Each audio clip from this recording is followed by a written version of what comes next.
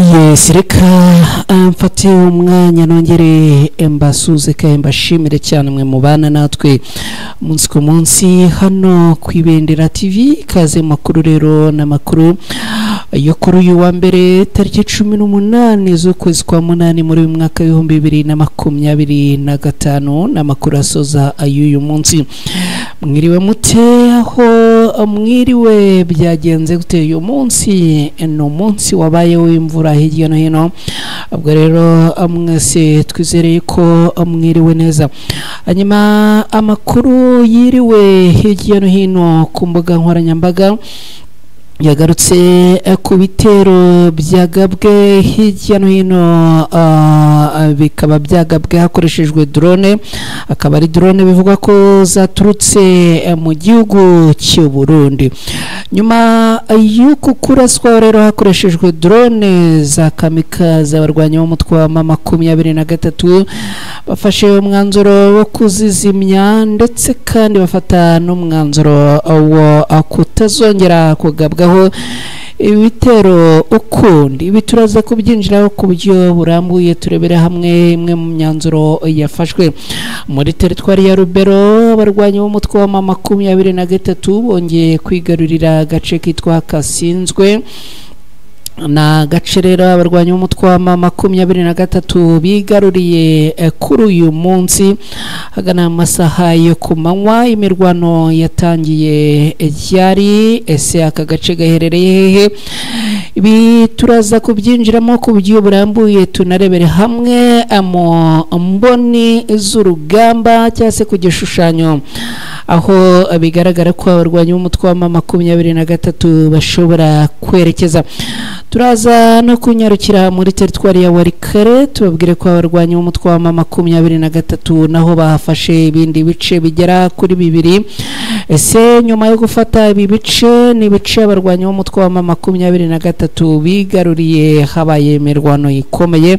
Nyuma yo gufata ibi bice n'iki noneho kirimo gukorwa? Turaza kwerekeza muri teritwari ya Masisi, naho tubabwire ko ejo ku munsi w'ejo hashize Wazalendo zitari nkeya ziyunze ku barwanyi b'umutwe wa M23. Ni Wazalendo zituruka muri wa mutwe uyoborwa na Generali Autoproclamé Dominique Ndaruhutse. Ibi turaza kubisobanura ku buryo burambuye hano ku Ibendera TV. Kinshasa muri Repubulika Iharanira Demokarasi ya Kongo, akaba ari no ku murwa cyase mu murwa mukuru w'iki gihugu, ari umujenerali wamaze kuraswa. Urupfu rw'uyu mujenerali ngo arukaba arufitanye isano no kuba yabajijijwe bwana Joseph Kabila. Ibi turaza kubyinjiramo ku buryo burambuye. Hanyuma imitwe yitwaje intwaro muri Warikare yateye utwatsi cyangwa se yasuzuguye itegeko ryatanzwe n'igisirikare cya leta ya Kongo FARDC cyo kuvanaho bariyeri muri ibi bice. Ibi nabyo turaza kubyinjiramo ku buryo burambuye. Hanyuma rero mwese aho muherereye, ka nongere mbasabe ikintu rwose kitanatwaye n'umunota, kitanatwaye na megabyte imwe ku munota. Nyemerera ani utari wakora subscriber umanuke hasi aho ngaho handitse subscriber uhite uhakanda, hanyuma wemeze kuri ako kantu kameze nk'inzogera ni signe de la notification, ubwo wemeze all kugira ngo amakuru agera hano ku Ibendera TV duhita yakoherereza bidatwaye umwanya. Ikindi, niba wowe usanzwe hano ndetse ukaba waramaze gukora subscriber ku Ibendera TV, nyemerera ngusabe nawe umanuke hasi aho ngaho ukorera like. Hanyuma mu gihe ukora like ushobora no guhita ufata iyi link ukayisangiza inshuti n'abavandimwe bawe, makuru akagera kuri bose. Mwese rero aho muherereye, dore uko ibintu tugiye kubitwara. Manuka hasi aho ngaho muri uwo mwanya wahariwe ibitekerezo, unyandikira uti turi kumwe, cyangwa se unyandikira uti ndabakurikiye 5 kuri 5. Uraba ugize neza cyane. runabishobora unyandikira umbwira uti njyewe mbakurikiye mperereye ahangaha kugira ngo tumenye neza abo turi kumwe. Reka rero nta gutinda tubigenze gutya mu kanya gato yangaruke twanzikana aya makuru ku buryo burambuye. Amakuru araza kugaruka kuri tombe nyinshi zagiye zigarurirwa n'abarwanyi b'umutwe wa mama 23 kuri uyu munsi.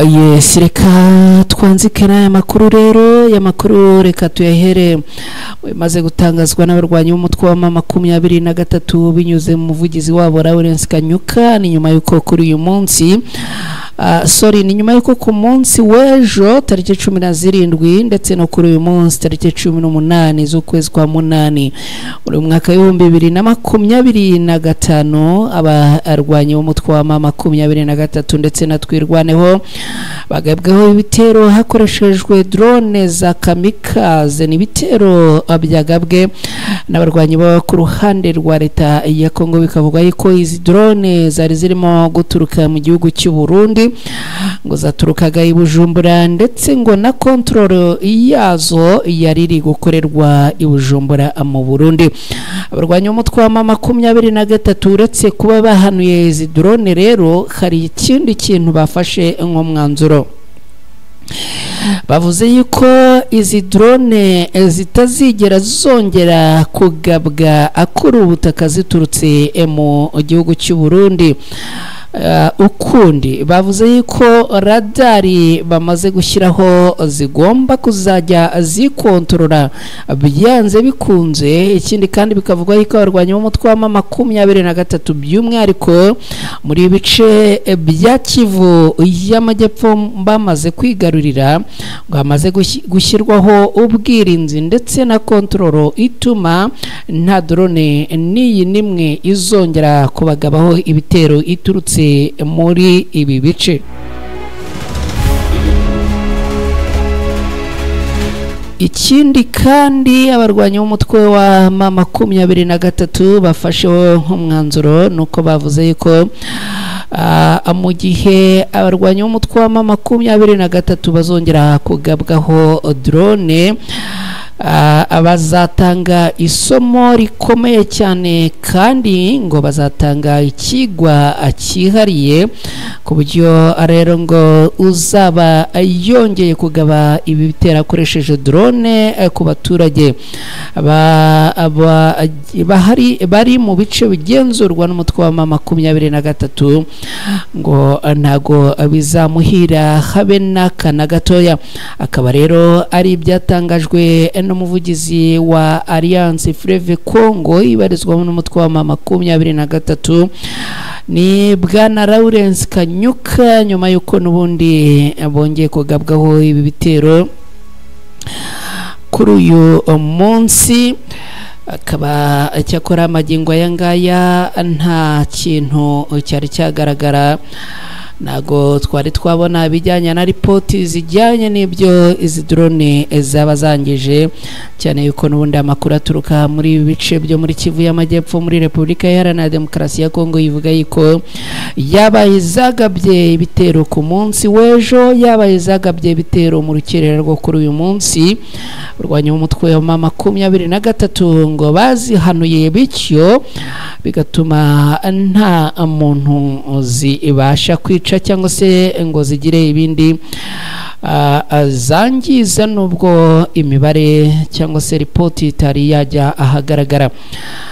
Reka twerekeze muri teritwari ya Rubero, ni muri Kivu y'Amajyaruguru muri Repubulika Iharanira Demokarasi ya Kongo. Tubabwire yuko abarwanyi b'umutwe wa mama 23 abongeye kwigarurira ibindi bice bikomeye kandi bifite icyo bisobanuye ku rugendo rw'urugamba. Abarwanyi b'umutwe wa mama 23 komeje guhanganiramo n'abarwanyi bo ku ruhande rwa leta ya Kongo. Agace rero abarwanyi b'umutwe wa mama 23 bigaruriye kuri uyu munsi na agace ka Kasinzwe akaba rero aka gace kabaye tombe kuri uyu munsi tariki 18 z'ukwezi kwa munani muri uyu mwaka w'2025 hagana ku isaha 5 z'amanywa. Ni agace kasinzwe kigaruriwe nyuma y'imirwano ikomeye cyane hagati y'abarwanyi b'intare za Sarambwe n'abarwanyi bo ku ruhande rwa leta ya Kongo.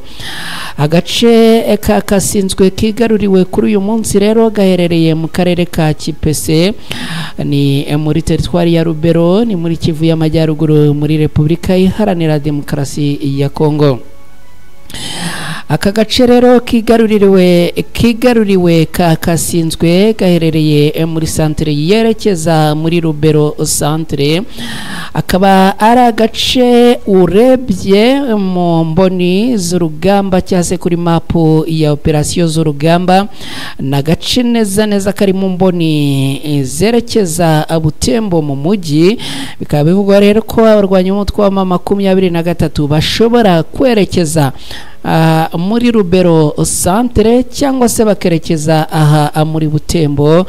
Bakaba rero ari ibigaragara mu mboni z'uru rugamba nyuma y'uko abarwanyi umutwe wa 23 bigaruriye kasinzwe kuri uyu wa mbere tariki 18 z'ukwezi kwa munani muri mwaka w'2025. Nitwa Mukada ni kwibendera TV. Bibutse ko turi makuru agezweho kuri aya masaha nini na makuru abagaruka ku bice bimwe na bimwe byiriwemo urugamba mu makuru tuba twabagejejeho. Reka rero twerekeze muri teritwari ya Warikare. Iyi ni update ingezeho aka kanya. Abarwanyi umutwe wa 23 bafashe nyuma yo gufata ibice bikomeye bigera kuri 2 agace ka Buhaya na Banakindi. Bivugwa yuko ari uduce abarwanyi umutwe wa 23 bigaruriye ku munsi w'ejo. Uyu munsi rero abarwanyi umutwe wa 23 biriwe mu bikorwa bijyanye no gukora imikwabo muri ibi bice. Makuru turukanga akaba avuga yuko higaruriwe cyase haje kuvanwa imbunda zigera muri 11, akavanwa n'amasasu menshi ndetse ngo hakaba havanwe na grenade zigera kuri 2. Agace ka Abuhaya na Abanakindi n'uduce twabaye tombe, akaba ari uduce duherereye mu marembo ya Pinga.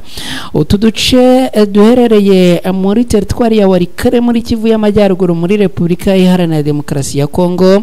No duce twigaruriwe nyuma y'uko abarwanyi umutwe wa 23 bakoze imirwano ikomeye cyane bakarwana n'abarwanyi bo ku ruhande rwa leta ya Kongo. Bikaba bivuga yuko abarwanyi bo mu mutwe wa 23 bigaruriye ibi bice nyuma yo gukora icyo nakwita ko ari yambushi yo kuzenguruka, dore ko ngo bazengurutse abarwanyi bo ku ruhande rwa leta ya Kongo bakabakoreraho uruziga bakabasiga nko hagati mu cyo twagereranya n'inyuguti ya O, bagatangira rero kubarasa.